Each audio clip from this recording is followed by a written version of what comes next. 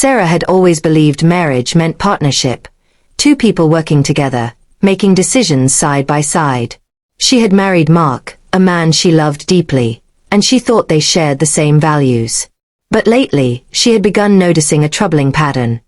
Mark's family seemed to come before her in almost everything. It all became clear one Sunday afternoon. They had gone over to Mark's parents' house for lunch, as they did every week. Mark's mother, Gloria, dominated the conversation as usual, while his father nodded along at every comment. Sarah tried to participate, offering suggestions and sharing stories, but every attempt was brushed aside. After lunch, as they drove home, Sarah decided to address it. "Mark," she said cautiously, "I feel like your family's opinions always come first. Sometimes it feels like I'm invisible." Mark didn't respond immediately. Then he said calmly, almost matter-of-factly, "Sarah, you need to understand something. My family comes first. That's just the way it is." Sarah blinked, stunned. "Your family comes first? Over me?" "Yes," Mark replied without hesitation. "They've always been there for me. They shaped who I am. I love you, but I don't compromise on that."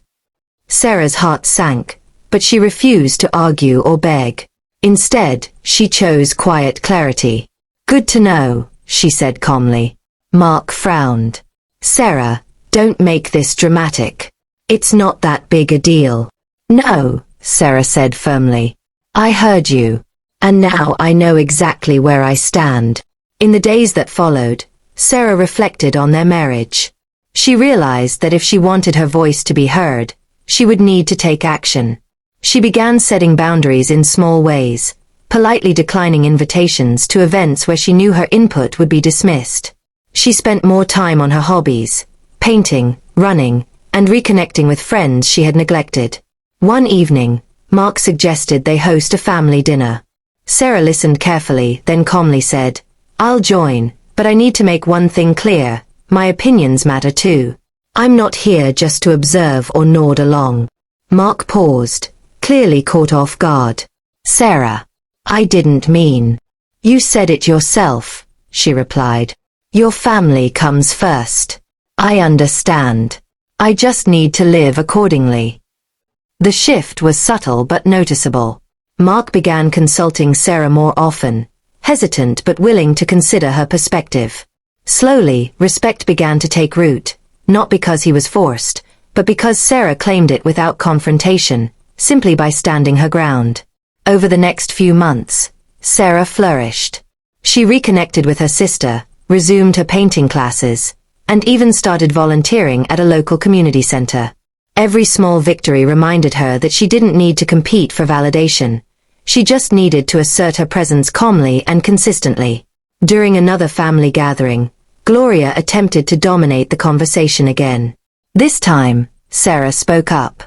She offered her thoughts clearly and confidently, and Mark nodded, acknowledging her input. No shouting, no confrontation, just firm, unapologetic presence. Later, as they walked to the car, Mark spoke quietly. "Sarah, you've changed. I didn't realize how distant you felt before." Sarah smiled faintly. "I didn't become distant. I simply started respecting myself. I love you, Mark. But I also love myself enough to know where I stand." From that day forward, the balance in their marriage shifted. Mark didn't abandon his family, and Sarah didn't abandon her own needs. They learned a new rhythm, one built on acknowledgement, boundaries, and quiet respect. Sarah realized that clarity often comes through discomfort. Mark's blunt declaration that his family came first had hurt deeply, but it also gave her the insight she needed to prioritize herself without resentment. By claiming her voice calmly and consistently, Sarah didn't just protect her own well-being. She strengthened the marriage, teaching Mark that partnership meant mutual respect, not simply giving in to old patterns. And Sarah understood something crucial.